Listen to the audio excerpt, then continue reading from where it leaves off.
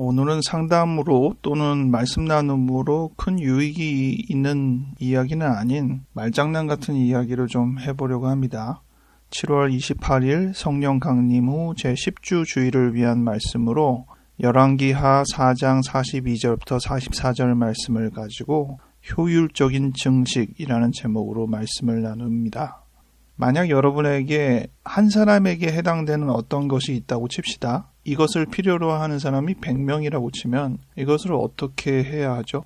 만약 이 물건이 음식과 같이 소비하면 그대로 없어지는 것이라고 하면 제일 난처하죠. 한 사람의 음식을 겨우겨우 10명이 나눠 먹는다고 쳐도 90명은 손도 못 대는 결과를 낳게 됩니다. 근데 만약 이 물건이 시간이 지나면 늘어나는 특성을 갖고 있다고 치면 기대해 볼 만은 하죠. 한 달이 지나면 2배가 된다 치면 최소한 기다렸다가 또 나눠서 사람들이 공유할 수는 있는 가능성이 있습니다. 또 이 물건이 소비가 돼도 질적인 손상이 없어지지 않는다면, 예를 들어 책과 같은 경우는 돌려가며 보면 되죠. 그래서 충분히 100명이 다 소화해낼 수는 있긴 한데 그만한 시간이 소요되겠죠. 오늘 성경 말씀은 엘리사라는 선지자 시대에 어떤 사람이 그 선지자 일행들에게 음식을 제공했습니다. 보리빵 20개와 자루에 담은 채소를 제공했어요. 지도자 엘리사는 사환에게 무리에게 주어서 먹게 하라고 했는데 그 사환이 난처한 기색을 보입니다. 어찌 이것을 100명에게 주겠나이까. 100명에게는 턱없이 부족하다는 말이죠. 그런데 이 엘리사는 무리에게 주어 먹게 하라. 여호와의 말씀이 그들이 먹고 남으리라 하셨느니라. 여호와 하나님의 말씀을 빌어서 음식을 제공하라고 그랬는데 실제로 충분히 먹었다는 겁니다. 어떻게 먹을 수가 있나? 단순히 그것을 나누어서 해결되지는 않았을 테고 분명히 증식이 필요한 겁니다. 비슷한 말씀이 사복음서에 다 나오는 예수님이 5,000명을 먹인 사건인데, 예수는 어떤 한 아이가 가져온 빵 5개와 생선 2마리를 가지고 5,000명을 먹였습니다. 게다가 이 음식은 한 아이가 가져온 음식이라고 했기 때문에 지극히 적은 분량이었을 것 같습니다. 이것 또한 증식이 되지 않는다면 불가능한 일이죠. 우리는 지금 이러한 2가지의 사건을 기적이라고 말합니다. 상식적으로 생각할 때 그렇게 금방 증식이 일어날 수 없는 물질들이기 때문이죠. 우리는 이해 못 되는 주제에 너무 매이지는 않고 그냥 이 증식에 대해서 좀 생각을 해보고 싶습니다.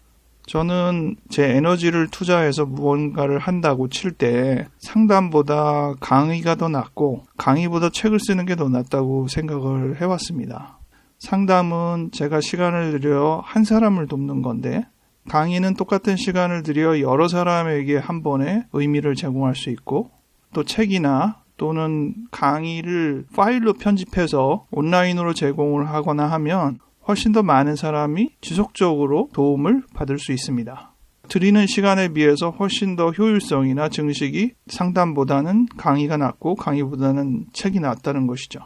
보다 많은 사람이 혜택을 받을 수 있는 방식이 더 좋은 것이 아니냐 생각을 했던 것입니다. 그 말은 맞지만 항상 그렇게 될 수는 없으니까 한 번에 한 가지씩만을 할 수밖에 없는 상황에서는 그것에 가치를 또 충분히 부여해야 하고, 그런 의미에서 상담사는 참 효율성이 떨어지는 노력을 꾸준히 한 사람을 위해서 해나가고 있다는 생각이 들어서 역설적으로 귀한 일이다. 직업적인 특성에서 볼 때도 그렇게 한 번에 한 가지씩의 일을 집중하고 있는 사람의 일들은 참 귀한 일이다 생각이 듭니다. 요즘 의료에 대한 시선이 많이 좋지 않은데 의사가 돈을 많이 버는데 무슨 저렇게 자기 이속을 차리는 입장을 얘기하나 말을 하지만, 사실 의료 행위는 다른 직업에 비해서 증식 효과가 많지 않은 직종이거든요. 한 번에 한 사람씩 꼬박꼬박 자기 시간을 들여서 노력을 하고 거기에 대한 보수를 받는 직종입니다. 다른 사람이 그 비슷한 시간과 공을 들이는 것보다는 훨씬 더 많은 수익을 얻는 건 사실이긴 한데, 그럼에도 불구하고 그가 하는 어떤 기능이 저절로 증식이 돼서 수익이 저절로 늘어나고 이러한 방식은 아니니까 어느 정도 감안을 해주셨으면 하는 생각도 들긴 합니다. 여러분은 어떤 역할을 더 하기를 원하십니까? 효율성이 떨어지더라도 한 번에 하나의 일, 또 한 번에 한 사람을 돕는 일에 집중하기를 원하십니까? 가급적이면 같은 에너지를 들여서 여러 사람에게 혜택을 줄 수 있는 무언가에 집중하기를 원하십니까? 만약 한 가지의 결과를 내기 위해서 1번부터 10번까지 작업을 해서 하나가 탄생한다고 치면 1부터 10까지를 다 해내는 그러한 사람, 훌륭한 기능인이라 할 수 있을 텐데요. 대부분은 1번부터 10번을 다 잘할 수는 없기 때문에 그것을 다 꾸준히 어느 정도 목표 이상으로 달성하는 사람이야말로 훌륭한 기능인이라 하겠습니다. 하지만 하나가 만들어지기까지 시간이 많이 걸리죠.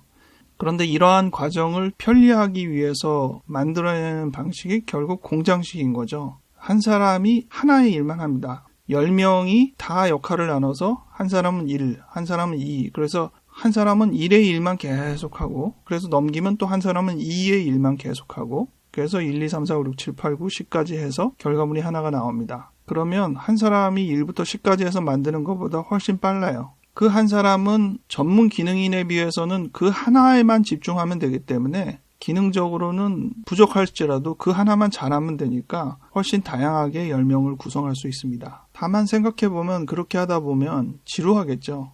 이 일을 하면서 무슨 가치가 있나, 무슨 보람이 있나 이렇게 생각할 때 회의감을 가질 요소가 다분히 많은 부분이 아닌가 싶습니다.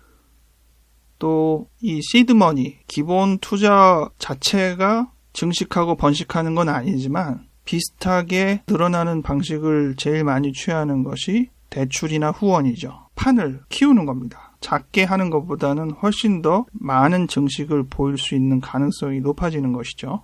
이런 부분에서도 능력이 탁월한 사람들이 있죠.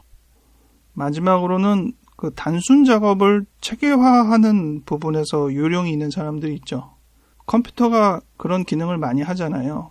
여러 문건에서 특정 부분을 계속 고쳐라 하면 예전 같으면 하나하나 다 찾아가지고 다 고치고 할 텐데 요즘 컴퓨터 작업은 찾아 바꾸기 기능을 누르면 문서 처음부터 끝까지를 한 번에 정말 짧은 시간에 다 바꿀 수 있으니까요. 어떤 공무원도 비슷하게 해서 수작업으로 하나하나 많은 일을 했던 것을 상당히 시간을 단축시켰던 사례가 있었던 것으로 뉴스를 본 적이 있습니다. 그러한 반복 작업을 체계화하는 사람 중에는 게으른 사람이 많다고 듣기도 했습니다. 귀찮으니까 어떻게 하면 이거를 좀 시간을 줄일까, 어떻게 하면 고생을 덜 할까 이런 생각을 하다 보니까 요령을 터득하게 되는 거죠. 제가 알기로는 마이크로소프트 창업자가 했던 말로 기억하고 있는데, 이렇듯 다양한 영역에서 우리가 증식에 기여할 수 있는 사람으로 생활할 수도 있고, 그런 효율적인 증식은 거부하지만 귀한 일을 하는 사람도 있다는 생각을 해봤습니다. 자기에게 조금 더 적성에 맞고 유리한 방향이 있다는 생각도 해보았고요. 여러분은 어떤 부분에 조금 더 관심이 있고 또 요령이 있다고 생각하는지 한번 자기를 되돌아보면서 이 무더운 여름 조금이나마 더 자신을 건강하게 하고 타인을 유익하게 하는 삶의 방향을 정하는 데 있어서 시간을 잠시 들여볼 수 있으면 좋겠습니다. 기도하겠습니다. 하나님, 우리를 쓸모 있는 사람으로 세워주시옵소서. 각자의 하는 역할들이 달라서 어떤 이는 한 번에 한 가지 일에 집중할 수밖에 없는 부분이 있고, 어떤 사람은 한 번에 여러 가지 일을 손쉽게 체계적으로 효율적으로 하는 사람도 있음을 압니다. 각자의 그릇에 맞게 건강한 삶을 살며 보다 많은 사람에게 유익을 끼칠 수 있는 우리들이 될 수 있도록 이끌어 주시옵소서. 감사드리옵고 예수님 이름으로 기도하였습니다. 아멘.